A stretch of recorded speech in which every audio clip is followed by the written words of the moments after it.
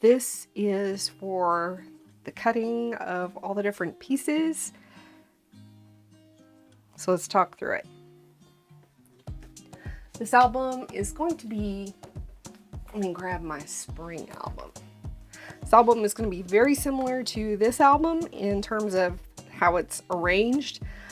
The base page is going to be a little bit larger, and I've only got, I think, six sheets of 110 pound, and I don't feel like ordering more 110 pound right now, so I'm probably going to save this for the tags that go inside the page pockets, and instead use 65 pound paper for the base pages, because I've got plenty of 65 pound. And I will have links to my 110 pound and the 65 pound paper that I'm using in the description box down below. So let's get started with cutting some of the pages up. I usually focus on cutting the larger sections first and then setting aside what's left over for the scraps, and try to use my scraps before cutting into another page. So let's go ahead and get started. We're gonna cut the page pocket tags and anything that would absolutely have to be 110 pound, which I don't, other than the tags, I don't think there's anything else. And then we'll get started on the 65 pound and the chipboard. I'm going to cut the chipboard, and I will put the dimensions down here, and then we'll get started on the pattern paper. So I've been going back and forth trying to decide, do I want to do a voiceover for this, or do I want to go grab the microphone out of my husband's office, because it's my microphone, but he's been using it, and I decided to just go ahead and do it. So this is just a quick overview of how I prepare for the videos, just by cutting the papers down. I usually start by trimming the large dimensions first, or the larger pieces first, and then setting the scraps aside for the smaller pieces that I'm going to need later on down the line. I usually cut the 110 pound and the 65 pound first, and then kind of piece it together to just get a rough idea if it's all going to fit, and then I trim the pattern papers out. And then once we're done with that, we've got all the pattern papers that we need for the project, then I do the embellishments. This video was filmed over the course of about 3 evenings, so that's why you'll see that my sleeves changed, because I've obviously changed shirts. My nail polish is going to change, and the lighting is going to change. I'm playing with the lighting because the way this is lit right now is blowing out the highlights on the video. So I'm trying to find that sweet spot where I don't lose all the highlights, but it's not too dark to be able to see everything.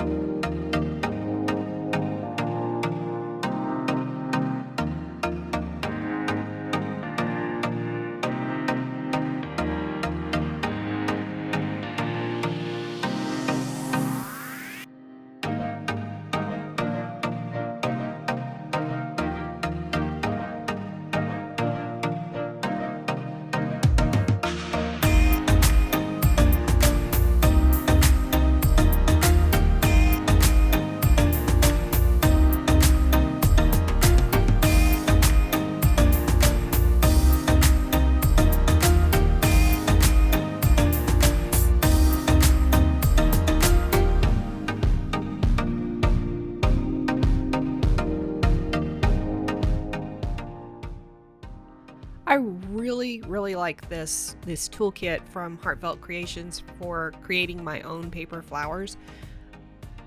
I always find that I have plenty of scraps left over when I get to the end of a collection, and I'm frugal. I don't want to say cheap, but I'm frugal. And I don't want to spend a whole bunch of extra money on the embellishment for the collection when I've got so much paper left over that I could just get creative with the leftover papers and create my own embellishments. So I've gotten a lot of mileage out of the Small Tattered Florals collection from Tim Holtz through Sizzix, and combining that with a little bit of Nuvo Drops and creating my own flowers. And I've also got a new set from Spellbinders that I've used a couple of times already, and I'll link to all of these in the description box down below.